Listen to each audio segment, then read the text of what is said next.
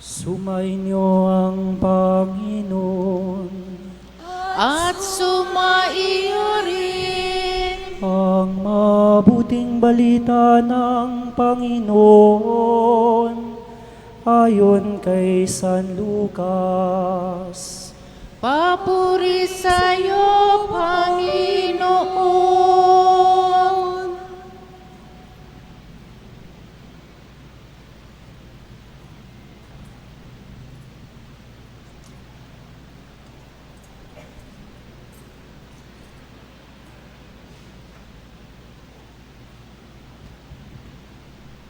Noong panahong iyon, sinabi ni Jesus sa pinuno ng mga Pariseyo na nag-anyaya sa kanya, "Kapag naghanda ka, huwag ang mga kaibigan mo, mga kapatid, mga kamag-anak o mayayamang kapitbahay ang anyayahan mo, sapagkat aanyayahan ka rin nila at sa gayoy nagantihan ka na. Kaya kung ikaw ay maghahanda ng isang malaking salo-salo, ang mga pulubi, ang mga pingkaw, mga pilay at mga bulag ang anyayahan mo. Hindi sila makagaganti sa iyo at sa gayoy magiging mapalad ka. Gagantihan ka ng Diyos sa muling pagkabuhay ng mga banal." Ang mabuting balita ng Panginoon. Pinupuri ka namin, Panginoon.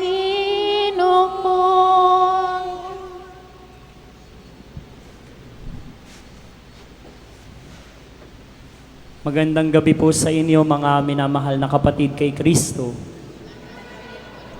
Pakibati niyo po ang inyong mga katabi ng magandang gabi. Alam niyo po ba yung salitang kabagang? Kapag po pinag-usapan ang kabagang, hindi ba't ito'y tumutukoy sa klase ng ugnayan sa pagitan ng tao? Kapag sinabing kabagang, pagiging malapit sa isa't isa. Either you are friends or close to each other due to similar preferences and interest. Sa iba, ang salitang ito ay tinatawag na kasangga o kadikit. At kapag kabagang mo ang isang tao, mas komportable ka sa kanya. Mas madali kang makipag-ugnay kasi nga you have similarities. And in terms of relationship, dear brothers and sisters, it is easy for someone to get along with people which he or she knew that they are in the same level. Even me personally, kapag alam kong match ang personality ko sa isang tao, it is easy for me to connect. Mas nagja-jive yung mga gusto, mga ginagawa, at lalong higit yung mga pinag-uusapan. And this kind of dynamic, dear brothers and sisters, is so normal for us human. But the gospel for today, in this 6th day of our novena to our patroness, to Inang Soledad, at the same time in this memorial of St. Charles Borromeo, the gospel is compelling us to such a challenging kind of relationship. Tinuturuan tayo mga minamahal na kapatid ng Ebanghelyo ng isang uri ng pakikipag-ugnayan na hindi lamang nakabatay sa komportable, hindi lamang nakabatay sa kaparehas, kalibel, at hindi lamang nakabatay doon sa madali, kundi kahit yung wala sa circle of friends, yung kahit hindi mo kadugo, kahit hindi mo kakilala at kamag-anak, o kahit doon sa pinaka-aayaw-ayaw mo. And this is the evangelical kind of relationship na itinuturo sa atin ni Jesus. Kaya tamang-tama po, nalalapit na ang ating pagpipista. Ilang araw na lamang, gugunitain na natin ang pista mayor ng ating buong lalawigan, ng lungsod, at lalong-lalo na ng inyo pong parokya. Sa inyo pong pagpipista, magandang paalaala, yun bang handa? Nakalaan lang ba sa mga katropa, sa mga katrabaho, sa mga kakilala?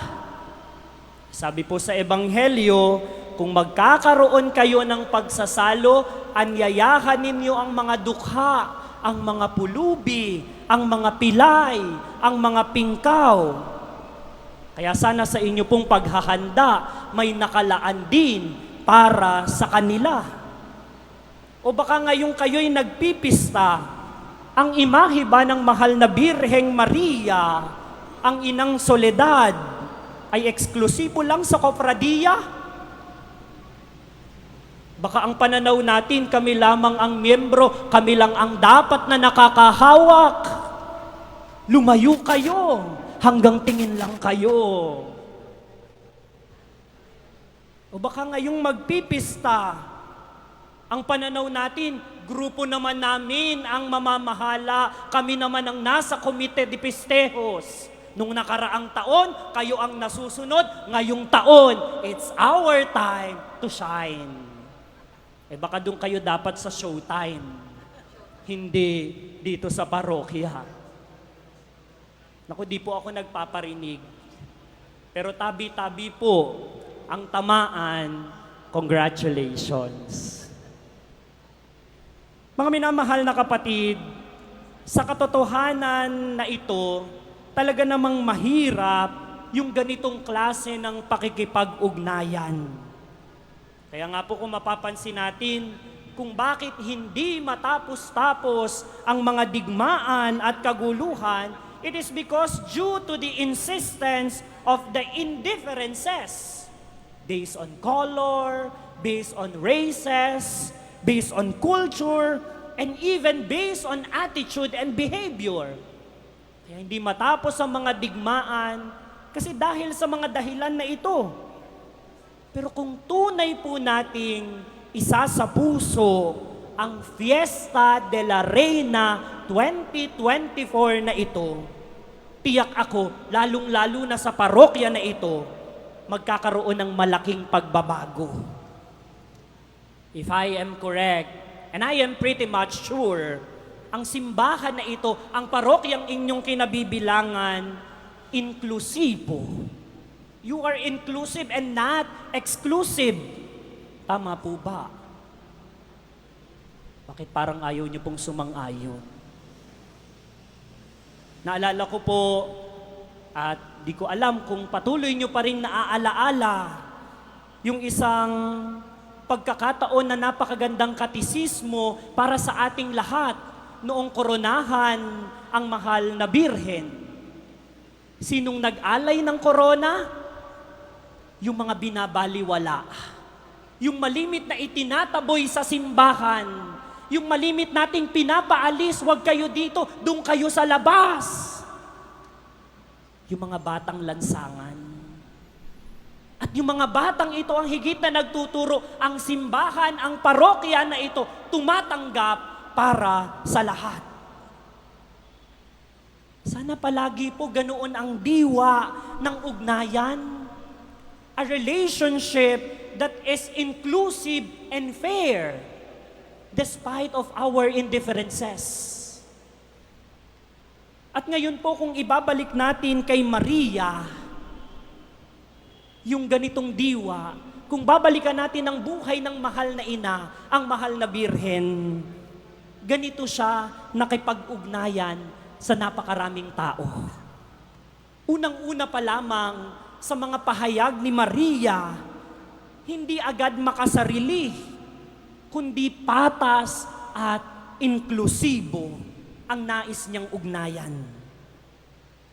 We will go back to the Magnificat of Mary. Sa kanyang papuring awit, ipinahayag ni Maria, ang puso ko'y nagpupuri sa Panginoon na lumingap sa akin na nasa abang kalagayan. Yung Diyos yung lumingap sa mga aba, sa mga dukha. Yung Diyos yung bumusog sa mga nagugutom. Yung Diyos yung tumupad sa pangako ng kaligtasan. And in this way, dear brothers and sisters, Mary dwells more her inspiration to serve and to give herself to all without any biases. Kasi kung tutuusin, pwedeng tumanggi si Maria nung panahon na siya ay nakipag-usap sa anghel, pwede siyang humindi. Pwede niyang tanggihan ang napakalaking responsibilidad. Pero malinaw na sa pag-oo ni Maria sa kalooban ng Diyos, nakikita niya ito'y para sa lahat.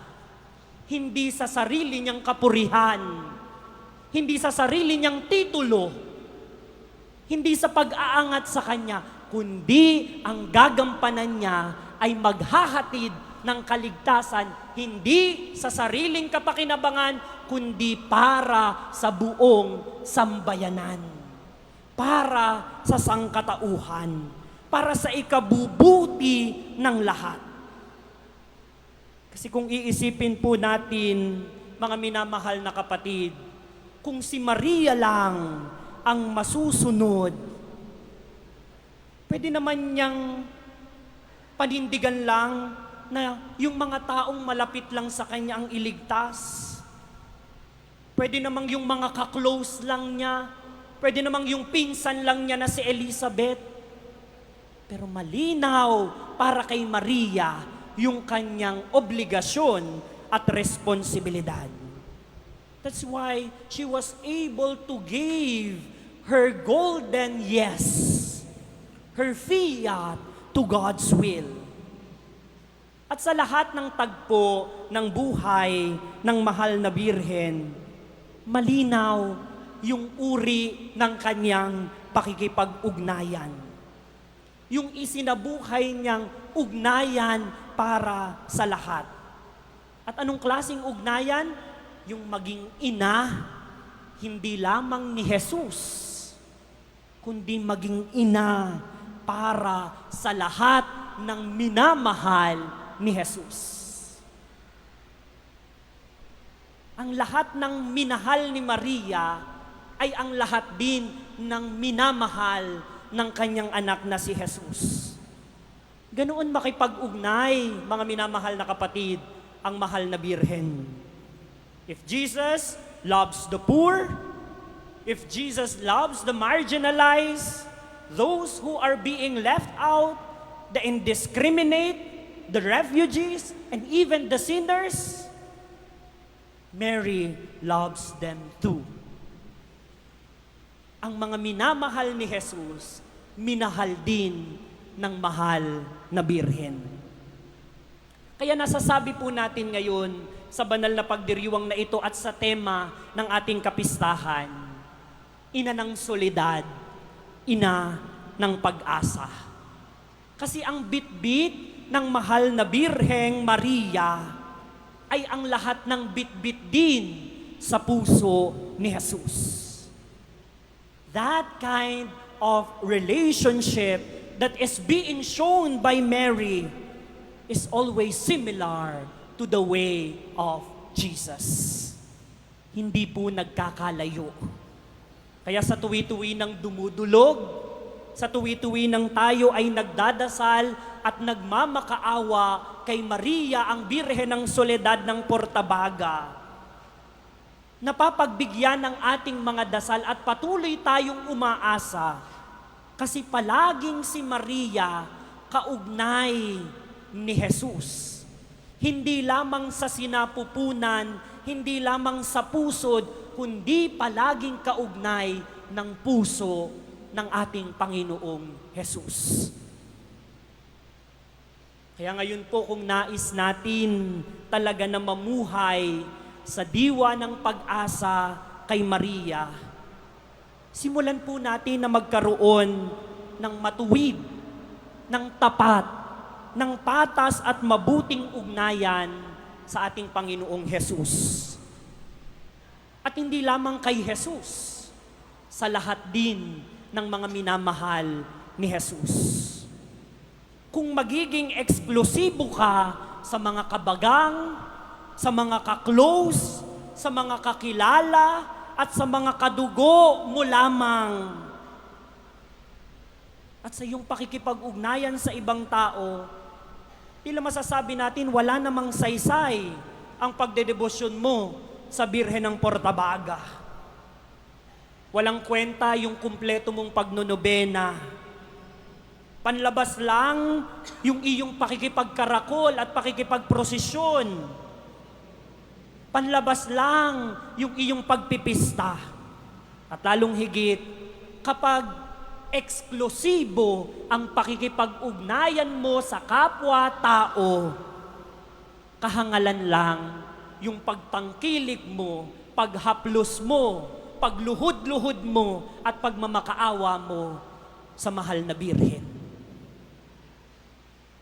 Mga minamahal na kapatid, ang tunay na deboto ng mahal na Birhen ng Soledad ng Portabaga ay mga Kristiyanong inklusibo, hindi namimili, hindi nandidiri,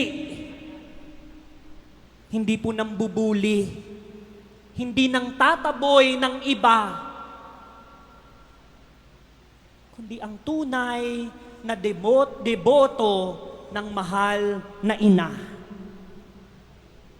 Nakikipag-ugnay, nakikipagrelasyon kahit sa mga taong hindi kakilala at kasama. That is the kind of relationship of Mary that is being shown to us, dear brothers and sisters. Kaya po sana sa banal na misa na ito, tunay nating matularan ang halimbawa ng ating mahal na ina. Tunay nawa nating maipagbunyi si Maria bilang reyna at bilang ating patrona sa pamamagitan ng pagtulad sa kanyang mga gawa. Sa patuloy po nating pagdulog sa banal na Eukaristiya na ito, hilingin po natin sa banal na misa kay Jesus sa kanyang katawan at dugo na nawa tunay tayong magkaroon ng pagsusumikap na matularan at palaging sundan ang ating ina, ang ating mahal na Birhen, ang mahal na Birheng Maria, ang Birhen ng Soledad, Birhen ng Portabaga.